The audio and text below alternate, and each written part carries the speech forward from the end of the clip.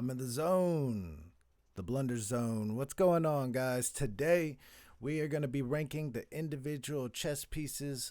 Now, I know what you might be thinking.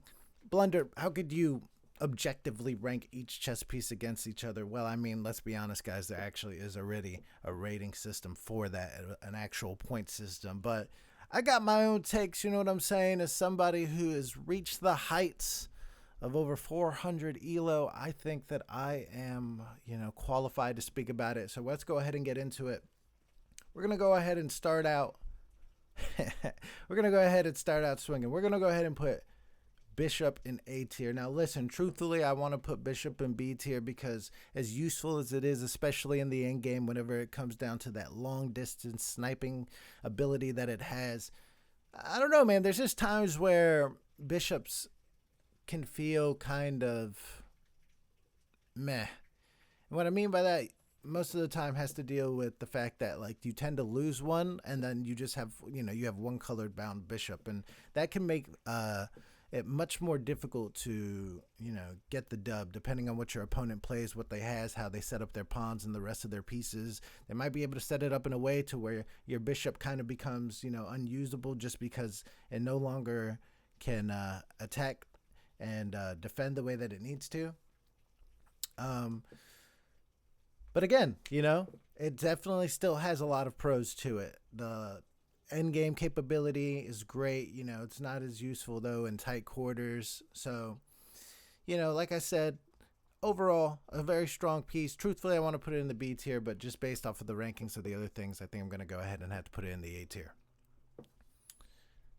Next, we have Pawn. And you know what?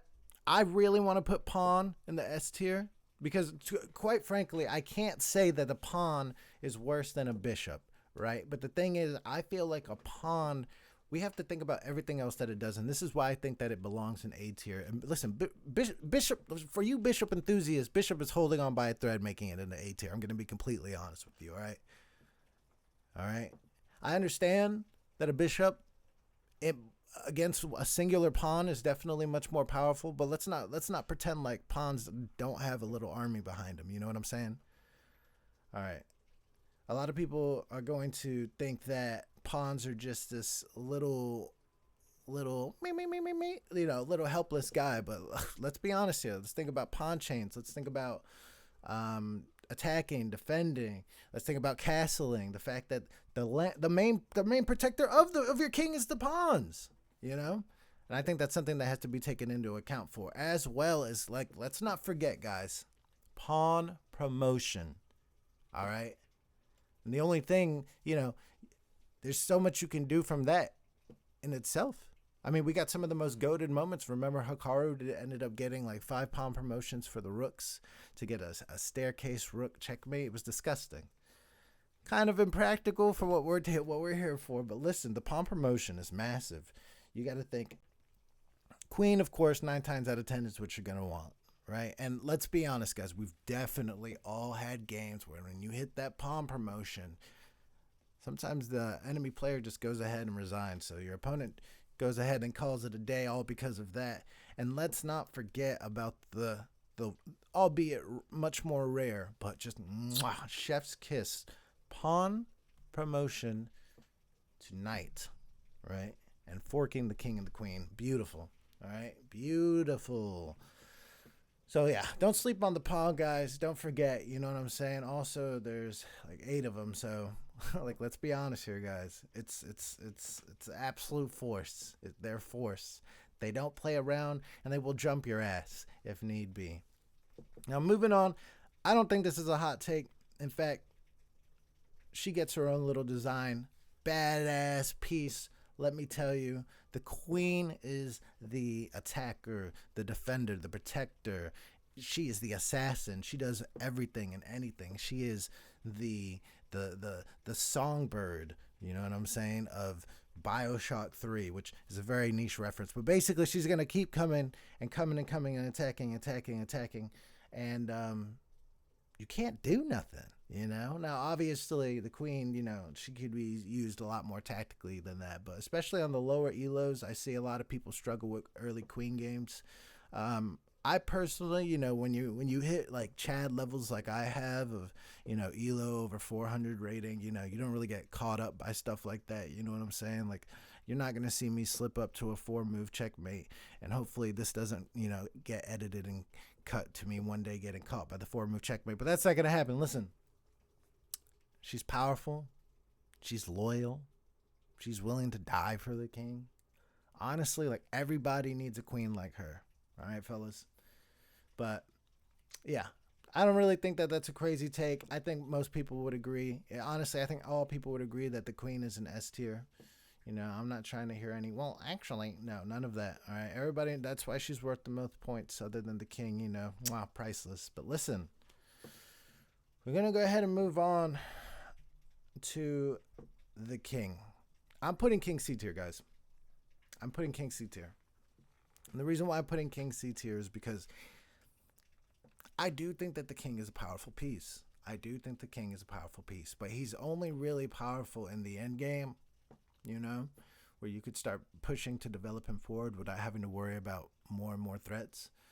But other than that, especially like in the beginning and mid game, he is just a target, and getting checked can often cause you tempo losses. You could end up getting forked. You might have accidentally misplaced a piece, and now it's screwed. There's no defender on it because you can't waste time trying to, or use your time trying to defend it, because now you got to get your king out of the way. So he's kind of a liability. Now I understand the game is to capture him, and that's his whole point, the whole point of the game. But I still stand on that. Very powerful in the fact that he can move in all directions. I do think, especially in the end game, whenever he comes out, he can really start swinging up on people. I think that works great. But other than that, guys, realistically, the king is kind of, it's got to go in C tier for those reasons. Because when you compare it to the pawns, when you compare it to bishop, when you compare it to queen, it's just there's a lot of reasons why it would be on the lower end of this. Moving on, I'm putting rook in B tier. I can hear you rook enthusiasts now, you rook eaters, you know what I'm saying? You rook eaters always chewing on the pieces. People who enjoy playing rook are definitely people who chew on the chess pieces. Now listen to me.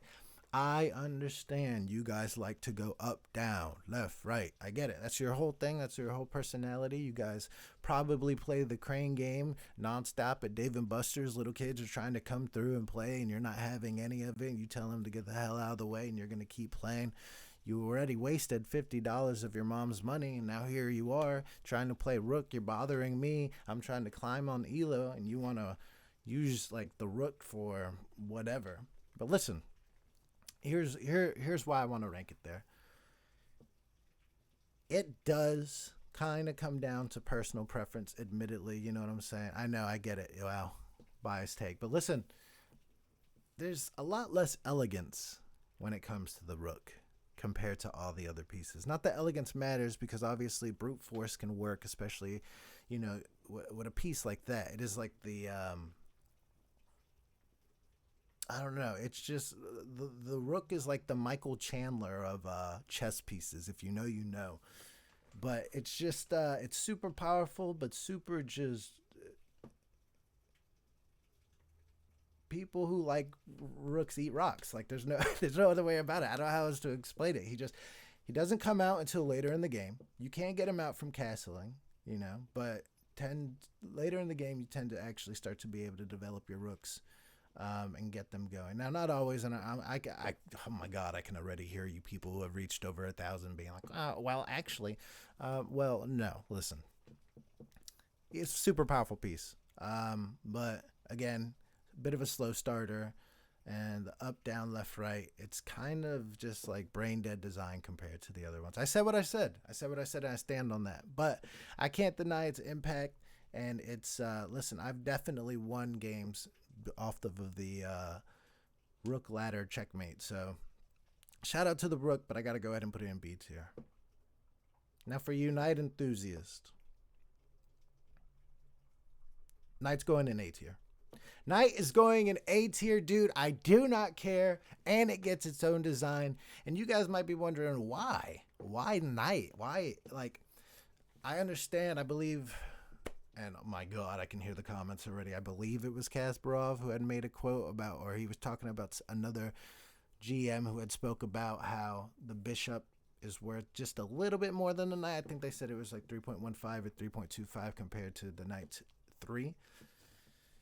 But in close games, the knight's much more powerful than the bishop. Admittedly, the same as the opposite, so I admit that. But also, we have to think about the fact that it can jump over pieces, which makes it great for stopping pawns in their tracks.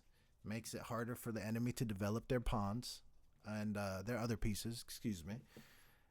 And that jumping ability, let's be honest, guys, especially you guys on the lower end of the Elo totem pole, don't lie to me. How many times have you moved your queen thinking that you had something big just for it to get eaten by a knight that you didn't realize were going to capture it? How many of you have had that happen to you? Because I'm not going to lie, dude, that's happened to me, and I fully admit that. So don't be pretending like it's not true for you either, because even the greatest chess masters still blunder from time to time, all right? Even I still blunder from time to time. That's why you're here at the Blunder Zone.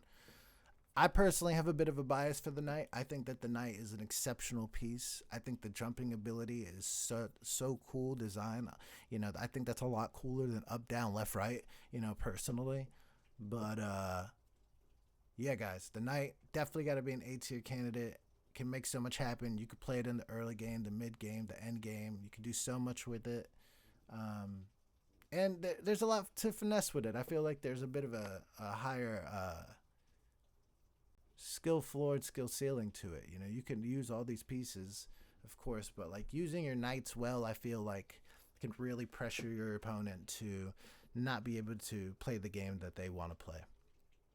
But yeah, guys, listen, this is my first ever tier list. I hope you guys enjoyed.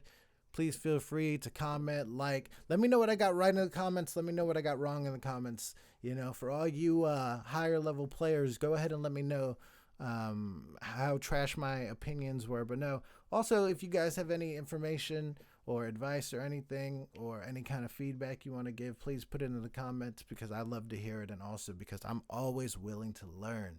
You know, I want to get better. We have fun here at the Blunder Zone, but we also like catching dubs. All right, guys? So I'll see you guys in the next video. Appreciate you guys so much if you watched to this point. Have a good day. Peace.